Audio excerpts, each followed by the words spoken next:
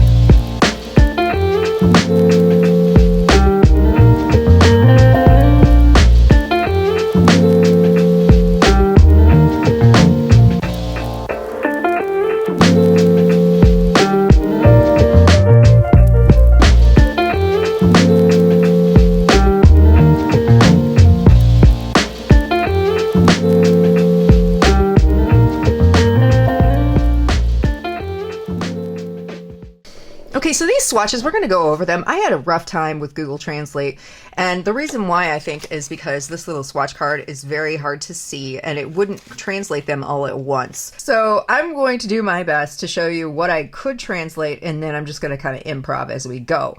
We have a nice amount of yellow here. We've got a mid yellow, and then we have kind of a deep cadmium yellow. We've got lemon, we've got orange, the orange and the orange red. Some of these colors, okay, aren't really necessary. There's some similar colors in here. Not crazy about that. We have nice scarlet, crimson, and red, like a solid classic red. I do appreciate that.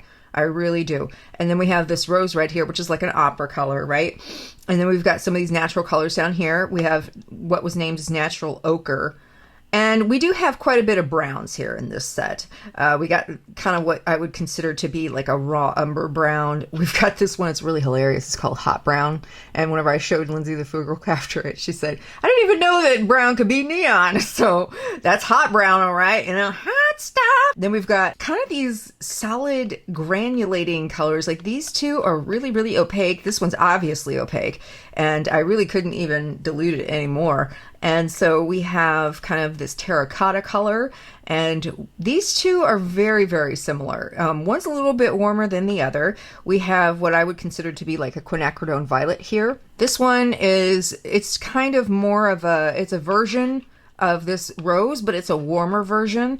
And we've got two purples here, and they're very, very similar, but this one's more opaque. So I would say that this one's got a little bit cooler tone. So maybe that's what they were trying to do, is give a warmer and a cooler tone, but this one's more opaque. We got quite a bit of greens, and we've got yellow green here. We kind of have this sort of warm middle of the road green. We have a cool tone green, medium green, tree green, which is like a sap green, and then we have dark green here.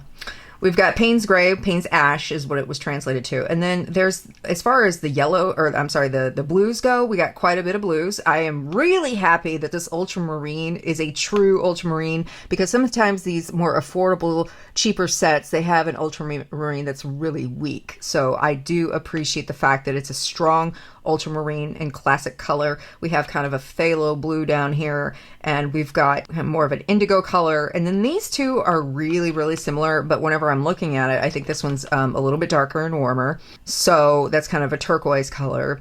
But then we have this over here, and I think this is kind of a sky blue color. We've got this right here, which is kind of like a Payne's Gray that's a little bit more on the blue side here. And then of course we have black. So there you go, folks. Those are the swatches. Now, as far as color mixing was going, they were easy to mix. They were easy to glaze. And I say that with ease. They were just truly an easy experience to use. I feel like overall they glaze pretty well. These are not all the colors. Anyways, I tried to give you guys a decent example of what it's like to glaze with these colors. Now we have, obviously, these kind of opaque colors don't glaze very well. Some of the phthalo blues did really well, and some of the reds and oranges glazed very, very well as well. But I think the point is that you can have colors for landscapes easily. You can have colors for portraits, which I will show you. I wish I would have written these down. I apologize that these are very, very sloppy, but you know what? It is what it is. But at least you see demonstrationally, you can mix the skin tones with the set. This is like lemon and rose right here. This is ultramarine, deep yellow, and crimson red. We've got an ochre and crimson here, and then I have raw brown and quinacridone violet for kind of a cool tone here. And then we kind of have these, you know, middle ground kind of pink tones and yellow tones. So you get the point. You can definitely mix both landscapes and portrait colors together. What I learned a little bit about these watercolors and some of the cheaper watercolors, thanks to Lindsay, is that sometimes they do better on cheaper paper. Now, this is the Canson XL paper. It is probably one of the most affordable papers and decent papers that's cellulose on the market. And I decided to use Stonehenge Aqua Cold Press. And I guess because I was wanting to use a block, I really hadn't used this paper that much, and I really like Stonehenge. These colors did come together as they were layered, but with her skin tones in the beginning, I really struggled because I made some mistakes and I was trying to lift, and especially around here and through here and her jawline, and I was having trouble lifting them because I had also made mistakes here on her nose and I was having trouble lifting them. And I asked her, I said, what's the deal? I would think that cotton paper would bring out the best of watercolors. And she said that sometimes the cheaper watercolors do better on cheaper paper. So keep that in mind. It's a good lesson to learn. I mean, I did pull it together and it worked out just fine after a few layers. But the first layers, whenever I was making mistakes, I was really kind of panicking a little bit because I thought, well, maybe they're staining. We're going to do a little lift test right now on the cellulose paper. Now, but we're just going to try that one. Yeah, they're lifting a lot easier. I had to like really get in there to try and lift the colors on the cotton paper. So just keep that in mind. Okay, so one thing that I will say that is kind of a bummer is that there is no Lightfast information for these paints. Now, that's not necessarily a surprise for some of these cheaper watercolors, but I really feel like these are decent watercolors. And I've heard that they are comparable to cotton watercolors, but I really did not like cotton watercolors. Whenever I first started watercolor painting, it was like, oh, cotton was the standard student range, and I just didn't care for it too much. I wanted something more brighter, more vibrant, and a little bit more bold as far as the color was concerned. I really just wasn't impressed with cotton, but that's just personal preferences. It works, and it works well. I think it's fantastic, but it is a big con. Whenever you don't have any Lightfast information or pigment information, there's nothing for me to go off of whether or not, the colors are fugitive. And I'm sure some of them are. You obviously have your brighter colors, like rose red is going to be fugitive, obviously. You know what? For $20, I feel like it's a steal, honestly, because I've seen some newer, quote unquote, watercolors on the market that are anywhere from $15 to $35, and they are garbage. I can just tell by the way that they look. You'll recognize them whenever they look like little pellets inside, and they don't really look like actual watercolor pans. I wouldn't recommend those. So these are good. I would say go with this over some of the more trendier options that I've seen on Amazon. I highly recommend them for the beginner. I think that if you're an established artist, I think that you will enjoy this as a budget-friendly set. So maybe you don't want to use your precious sets. and I understand that. Like sometimes I'm like, no, use what you have that's expensive. Use it. Don't feel ashamed about it. But on the other hand, I do understand that if you are kind of just testing some things out, or maybe you want to just test some techniques out, maybe you don't want to use your more expensive sets. This is a great option for that. And go buy it. Add it to your arsenal, especially if you are an art supply collector like me and you're like, ooh, watercolors, and they bring you joy and happiness. I say they are a great little option.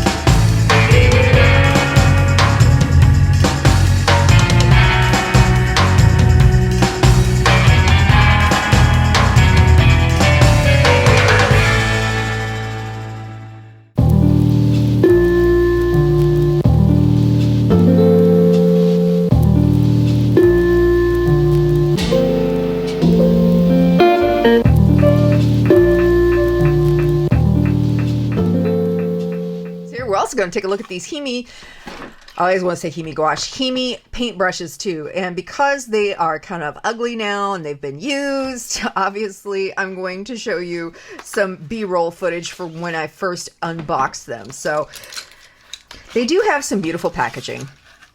I'll say that.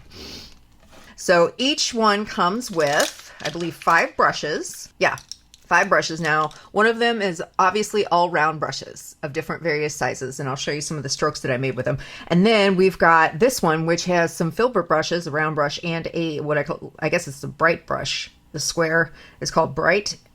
I would have enjoyed maybe a size 8 bright brush. That's really the only thing that I feel is missing from this brush set. Otherwise, these are fantastic brushes for the price. Each one is, I believe, $10. They were springy, but not too springy. So they had kind of a flexibility to them.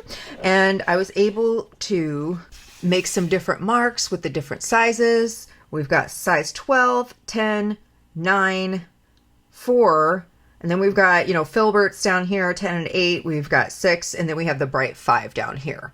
I like them. I'll be using them again in the future. They do stain. So if that's a thing that's a turn off for you, it's not for me necessarily. So that's something to keep in mind. If you made it to the end of the video, thank you for hanging in there with me. What'd you think of my little 60s gal? Yeah? So we got plenty more reviews coming, and I have more colored pencils, more gouache, more watercolor reviews, but I also am going to try to integrate that story time Sunday, or maybe a swatchy Sunday, and I'm going to really do my best to try and get that in here within the next month. So stay tuned. You guys are awesome. Thank you so much for being here. Hit the like button if you enjoyed the video. It kind of ups my little algorithm thinga. And thank you for all the new subscribers. You guys loved that colored pencil review with Lindsay. I love Lindsay. So anyways, I'll let you guys go. I'll stop rambling. Have a great day. Stay inspired and keep creating, guys. Anyways. And hey, I love you guys. You guys are awesome. Thank you once again for being here. That's not going to work. Whenever I took a look at them and I finally started to use them. So I can't even talk today. All right, guys. Start over. I hope that you've enjoyed this video. I need to stop saying that.